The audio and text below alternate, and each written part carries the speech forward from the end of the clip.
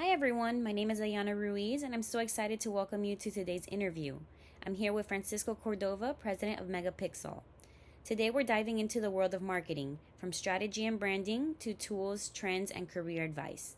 Francisco brings a wealth of knowledge not only as a business owner, but also as someone who's grown a brand by staying adaptable, listening to customers, and embracing digital transformation. Whether you're a fellow marketer, an entrepreneur, or just curious about how great brands are built, you'll definitely want to stick around. So let's jump in and learn more about Francisco's journey and insights.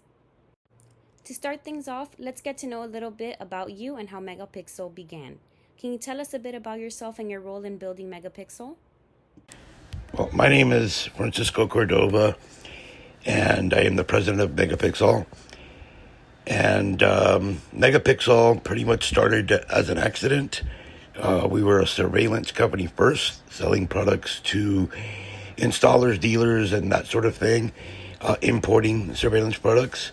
And as we started selling products to people, they asked us to market, design, make websites, do all sorts of marketing material for them.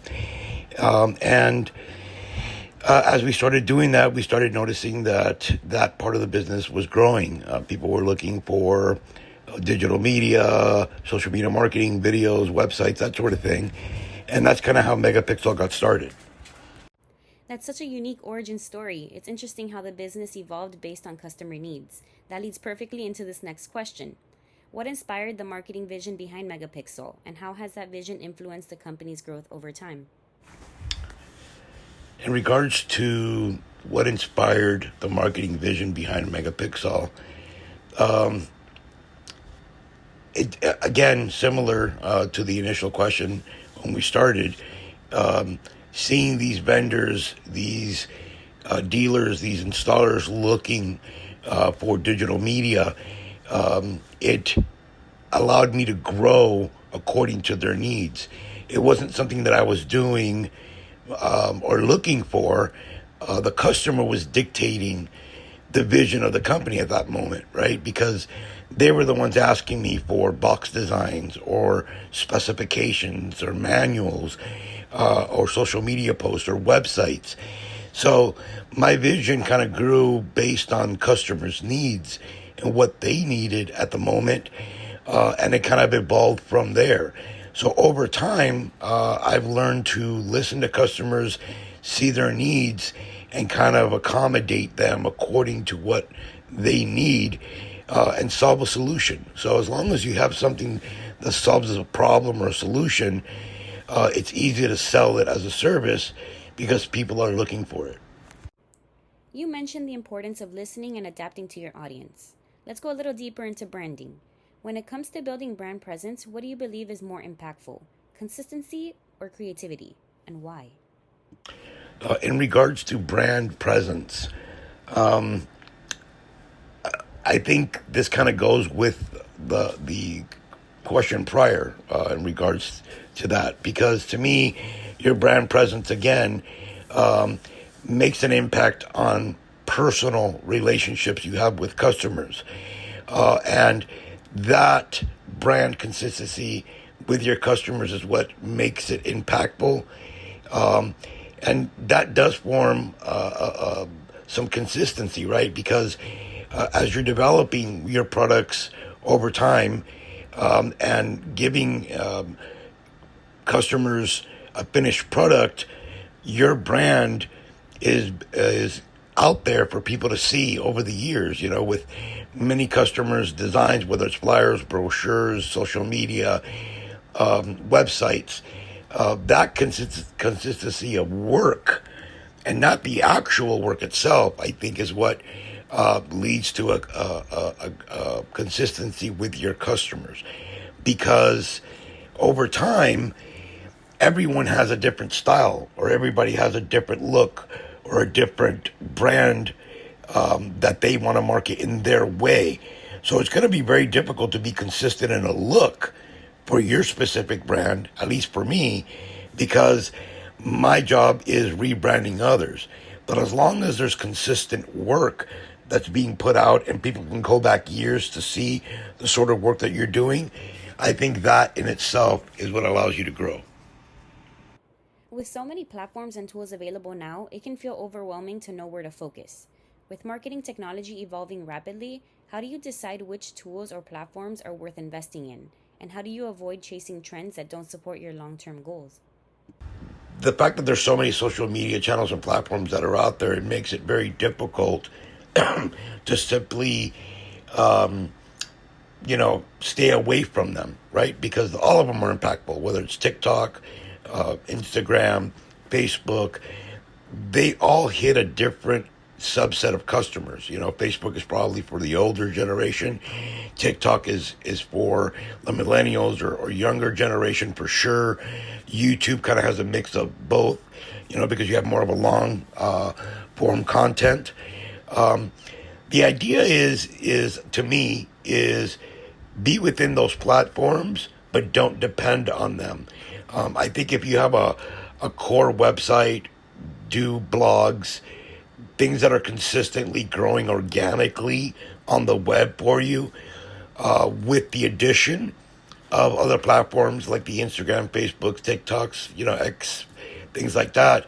I think as long as you post once a month on those platforms at minimum, I think your brand consistency across the board is really what's most important. And I wouldn't focus on one platform or the other. Just have a consistency across all platforms. So that way, customers, no matter where they see your brand, is consistent across the board. Speaking of trends, I'd love to hear your take on what's coming next. What's one emerging digital marketing trend you believe could become the next big industry shift? Well, I think it's obvious to most people that the shift right now really is in short form video content. Customers don't have the patience that they used to. I think websites are going to become something very different than what they are now. Everything is going to be simplified. I think AI will play a huge role. You're going to be able to start talking to websites and asking specific questions about specific services and get an instant answer to what you're looking for instead of having to go through all these different pages to find things. I think it's going to be more informative in that way. So websites, I think, will become kind of like a short form, kind of like the videos, and they're going to be more informative that way. I think video definitely is where it's at, and I think as long as you're genuine and you're offering information that's useful to people within your genre or within the realm of business that you're offering, I think that definitely is the way to go right now at the moment. That's a great insight on where things are heading. Now, shifting to those just starting out, what are some mistakes you see new digital marketers make in the online space? And what advice would you give to help them avoid them? I think some common mistakes with new digital marketers is they try too hard to go viral. I wouldn't worry about going viral in the beginning. Pick topics that are important to you, that you know about, that you are educated on, and share that information with customers. Because in the end, you're going to come across as somebody who's knowledgeable, that's talking about a subject that obviously you're passionate about, and it's going to resonate with those people. You don't have to resonate with everyone. Remember that when you're using social media, you're using it for a specific purpose, to drive a specific message or to bring in customers from a specific area. So the idea there is to focus on that and not worry about the views, and worry more about the content and worry about who is seeing it and who's appreciating it. And over time, I think you'll build a following that's consistent and does what you want it to. Before we wrap up, I want to end on a note that's helpful for aspiring marketers or entrepreneurs tuning in. Is there any final insight or piece of advice you'd like to share with them? Think outside the box. Don't do what everyone else does.